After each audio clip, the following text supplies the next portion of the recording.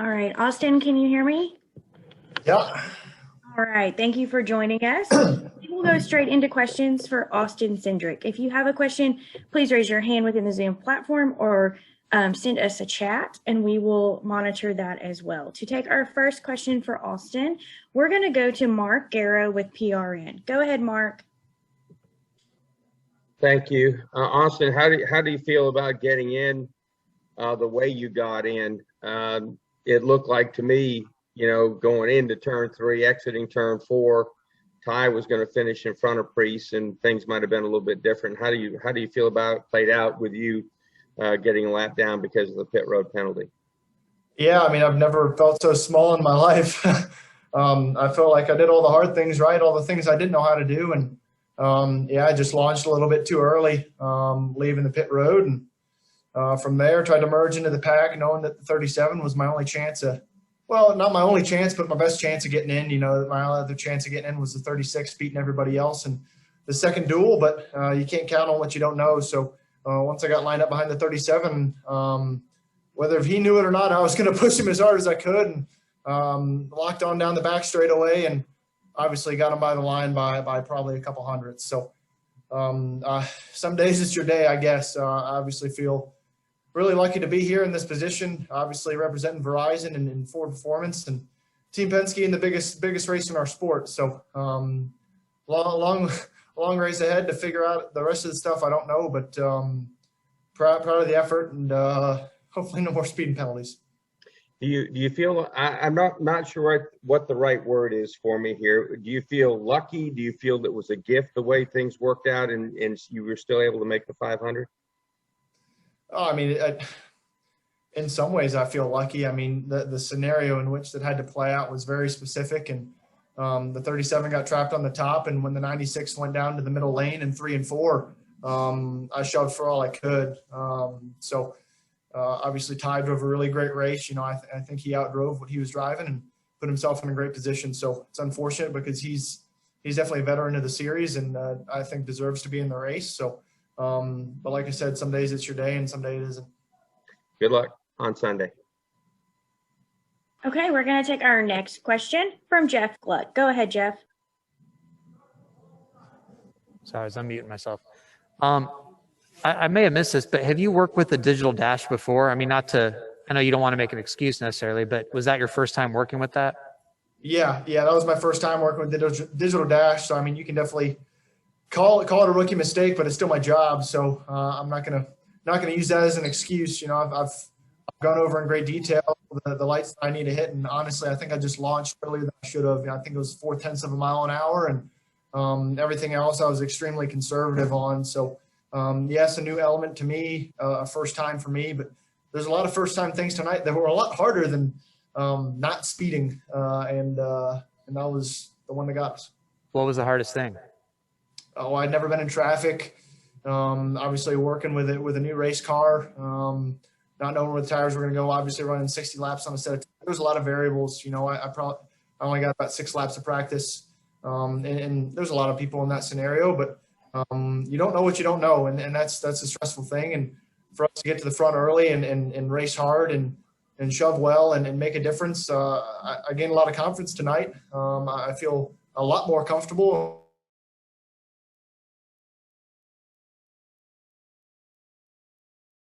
Easy stuff. Thank you, Austin. Yeah, thank you. Okay, we're going to take our next question from Dustin Long. Go ahead, Dustin. Thank you. Austin, can you give me a sense of what it was like to race in the field? I know this is a smaller field than Sunday, but this is a different level of competition. I mean, I know you guys in the Xfinity Series go after each other tooth and nail, but how much different was this? I mean, what since this was your first time, what was that last lap like? Just everything there. The last lap, I didn't care about anything else around me other than shoving. I think that's probably the first time the entire race that I didn't worry about who was in what car and hurting whose feelings and, trying to shape my own expectations or my own perception. And because, I mean, the super speedway stuff it's so social. And I feel like in this level, it's even that much more because these guys have been racing the same guys for 10 years or more than that. So I can respect that perspective. And early on in the night when when I was lined up on the first couple rows there, I was very cognizant of who I was racing and trying to understand what they were doing and learning. I learned a lot in those first 30 laps about how guys manage things, and in a lot of ways, I enjoyed it. I really enjoyed it because it's everybody doing everything right, and so you have to be perfect. And that's the kind of racing I like. That's what you want as a competitor, to be racing against the best. And you can tell immediately. Nothing against the guys that race in the Xfinity Series, but I think there's definitely a step up, and there's definitely more for me to learn. I know your teammates are really good, but how much time did you get around the 11 car because of his success and kind of be able to pick some things off of him? Yeah, I wasn't around him a whole bunch. I definitely looked for him, especially when I was trying to make moves. If there's two guys in our duel that I was going to follow whenever they moved, it was going to be the 22 and the 11. Those guys are the best at this stuff, and they're the most aggressive in this package. Really rewards aggression at the right times, and those guys are good at doing that. And I didn't get around him much, but I guess I got 500 miles to continue to watch. Thank you. Thanks. Okay, we're going to take our next question from Jenna Fryer. Go ahead, Jenna. Hey, Austin. I'm wondering what you were thinking when I don't know if you heard that echo. I'm wondering what you were thinking when you were running around and you had been penalized for speeding and you knew you didn't have control of your own fate. Two things. I felt like I was the smallest person in the world because I tried very hard not to speed, and I still did it. So obviously an oversight, and probably jumped the gun a little bit there on the exit pit road. So for the first 4 laps after that, I had to regroup myself and figure out how I can make a difference. And the best way I can make a difference is to push the 37 by the 96. And I got in a situation where guys started splitting off the top, and the 37 didn't migrate off the top, and I could see the guy who I wanted to push, and I could see the guy who I want to push by. And, I'm not going to take full credit for that, but you can't give up. I've got a spotter that's been with me for a while. Coleman was able to spot for me in the duels, and he knows the type of driver I am. He knows that I got over it pretty quick, and after I get the facts, it's on the next thing. So that's what I had to do, and I think anybody else would have done the same thing. But I definitely feel like I played a role, but definitely still feel lucky. Do you overthink the speeding penalty, or are you able to move on from it before Sunday? Speeding. You either are or you are. So I'll go back and look over the segments and compare what I did to practice and get better. Thank you. Okay, we're going to take our next question from Jacob Seelman. Go ahead, Jacob. Thanks, Amanda. Austin, congratulations on finding a spot in the 500. You touched on it a little bit because you found a way to shove him there at the end. But even before that, how big a Ryan Preece fan were you when it didn't look like it was going to happen? I mean, if I had a radio to him, I would have told him I was buying him modified tires or a dinner or whatever he needs. I don't think he really knew the scenario. Even when I talked to him on pit road after the duel, I don't think he understood what the scenario was there. So I guess you can assure that there was no bias. I was definitely trying to get linked up. But at that point on the final lap, I knew that I was behind him and had a chance to shove. And no matter what was happening in the lanes in front of me, whether if it was guys too much stack or whatever, I was pushing. I never lifted. So that was what my job was. And it obviously worked out for the best. How do you refocus now for Sunday, knowing that you're in and you can focus on race trim Saturday? I got a race on Saturday. I got practice tomorrow. I got to drive my Xfinity car.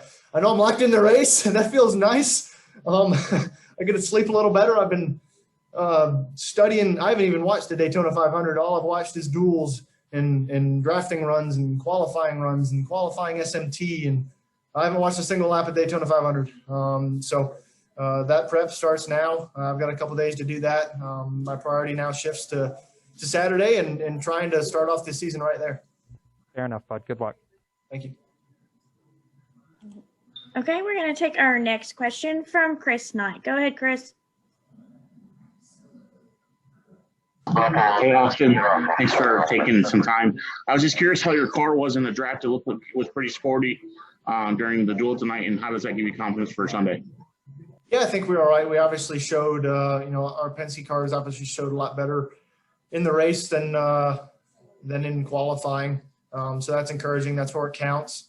I feel confident. There's some things I think we need to get a little bit better. Definitely seem to get a little bit freer. Scared myself a few times. So just learning more about this car and what it needs and whether if that's the ride height or the aero difference or the motor package difference. So there's definitely some things I want to work on, and I know what direction I think I need to go, or at least help steer and understand more about for Saturday's practice sessions. So, but past that, yeah, I learned a lot, and I think we got a fast Verizon 5G Ford Mustang. I think that showed early. We were able to stay up and make a difference, and obviously I gained some confidence further up in the pack, and whether if that be side drafting or how to control the bubble or giving the pushes, and it's all part of the learning process. Thank you, Austin. Thanks. Okay, we're going to take our next question from Jeff with Empire Sports. Go ahead, Jeff. Hi, Austin. Congratulations. This being your first time running with exclusively Cup competition, what did you learn What did you learn about yourself as a racer racing against some elite competition tonight? I don't say this to sound arrogant, but I wasn't out to lunch. So it gives you a little bit of confidence because you never know. I mean, these guys are the best. I mean, when they come to the Xfinity Series, they're out front. Usually doesn't matter what they're driving. So I know that, and it's a rabbit to chase. And the fact that I was able to be in the game, granted, it's a super speedway, and the challenges are more mental than they are performance. It's good. It's a good starting spot for me, but I think the speedways are a lot different. I think you need to ask me after my first mile and a half or my first short track when I get humbled a little bit. But past that, definitely a good place to start. Fair enough. I think Priest will like a Menards gift card, so good luck with that. Absolutely. Who wouldn't? Okay, we're going to take our next question from Bob Pockers. Go ahead, Bob. Yeah, Austin, did your team test tell you, hey, you're actually in, and was it a surprise to you? It wasn't a surprise. I knew the scenario. I knew who I needed to shove. I knew that was my goal, and that was what needed to happen. I think a couple laps after I rejoined the track after I served my penalty, I asked where the 37 was in regards to the 96, and the closer that he got to the 96, the closer that I was able to make a difference. So the way that last lap played out, obviously, was in our favor. And, I was trying to be mindful that I was a lap car in a pack of cars racing for their starting spots and didn't want to screw up anyone's race. But at the same time, I had a lot more on the line, and definitely gave it our all there. So knew the scenario going in. And I also knew that even if things didn't work out, Reagan would still be able to, have a shot at beating everybody else in the second duel. And that was our last shot to make it in the race. So it wasn't completely over, but you always want to control what you can control. Did you have any sense that that Priest was gonna try to finish best he could because they need points and this race paid points? I would assume that's the motivation, right? It's the points in the starting spot. He seemed to be fairly conservative, just knowing that he was in the race. He didn't migrate off the top lane for the last 12 laps of the race. He still never did, and that was what worried me. Is that I think he was looking like he was conservative and didn't really want to risk his car, which I can understand in that position. So once we got on the back straightaway and I had a good run, I just shoved. Past that, I think he was running his own race. Like I said, I talked to him on pit road, and I don't think he was really aware of what was at stake between me and the 96 and his role in that. So, which I think is good. It's unbiased, and like I said before, if it's your day, it's your day. And today I was lucky it's my day. Okay, we're going to take our next question for Jeff Blood. Go ahead, Jeff. How did you sleep last night? Were you nervous coming into today? Like, what was your thoughts all day? We had a long wait to get to this point. I don't think I got out of bed till 1 o'clock. It's a pretty late start. I was taking advantage of that. You balance it in your head. After qualifying, it was a bit frustrating not to not to be really close to transferring it on time, which it's part of it. I think the guys that qualify in obviously deserve it. They brought the faster cars, and for me, I prepared for this. I knew that this was going to be the scenario. I knew that this was going to be the risk. Our sponsors knew that this was going to be the risk, trying to race our way in. And the reality is I'm in a fortunate position to know that it's not going to be my first shot at the Daytona 500. So perhaps that gives me a little bit of comfort knowing it's not the end of the world. It's not the end of my career if things don't work out today. But you're still competitive. You still want to get after it. I was up till 1 a.m. looking at SMT, looking at past races, different things, listening to different spotters. So I fell asleep on my computer. But yeah, definitely the nerves went away pretty quick. I'm not one to get nervous, especially if I've done the prep work. So after we started going, felt normal, felt fun. It's been a while since I've raced. Since Phoenix since I've raced. So it's good to get back after it. Okay, we're going to take our next question from Luis Torres. Go ahead, Luis. Thank you, Austin. Echo. Sorry about that. So, Austin, were you able to learn anything from this race, from having Logano on the field and also working with the Ford Mustangs? Yeah, I mean, I think I was never really in a position that there was too many manufacturer, and I watched the race from afar, so maybe it was different. But I was kind of, after the start of the race, stuck on the outside, or not stuck on the outside, but making the outside work, and I felt like there were a lot of Fords on the inside. So I at least knew that there were friends near me, which is better than not near me. But I'm also not really used to having people to work with or other Fords on the racetrack. It's been me and Briscoe in the Xfinity series for a little while, and you kind of get used to being the only guy, the only person looking out for you, which is fine. I think it gives you a little bit of freedom, but yeah, obviously that'll change in the race. The race strategy stuff definitely changes that, given longer races, longer fuel runs. So I look forward to learning more about that in the race. Thank you. Best of luck. Thanks. Okay, we're going to take our last question from Joe. Go ahead, Joe. Thank you. Austin, congrats on making it in the Daytona 500. I know as you talk to your teammates, all of them have won restrictor plate races, Blaney, Logano, Keselowski. Is there any of them that you feel better suits your style of driving and their style, where you feel like you're more comfortable talking about approaching the race? Yeah, I mean, I think each guy has different strengths. I think the best thing I can do is observe and learn from myself. That's one thing I've learned since I started the NASCAR stuff. I probably reached out to Joey and Brad and Ryan on a weekly basis when I started truck racing, just given either who was available, who was taking my phone calls, or who I thought would be able to give me the best advice. So I feel like the more I've spent time in NASCAR, I've had to learn for myself and use those experiences for myself. So the more you can learn off other drivers and you have more access to that data in the Cup Series and you can make more conclusions by yourself, I think the more it gives someone who puts in the work an advantage. So I just drive myself in that and try to drink from a fire hydrant and learn something and apply it, and obviously not make the same mistakes afterwards. And one quick follow-up, you mentioned you raced with Chase Briscoe in the Xfinity Series when you're both out on the track for the 500. Is he somebody you feel comfortable with working together since you're both in Fords, you're both in this race first time together?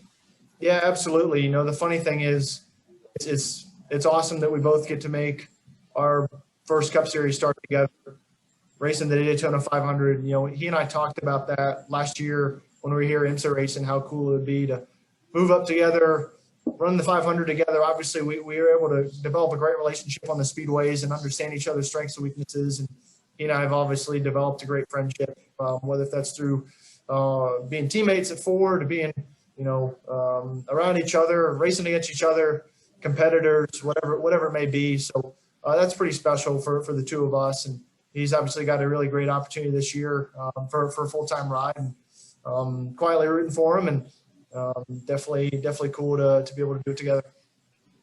Thank you, and best of luck. Thanks. All right, Austin, thank you so much for joining us, and congratulations again on making the Daytona 500. Cool. Thank you.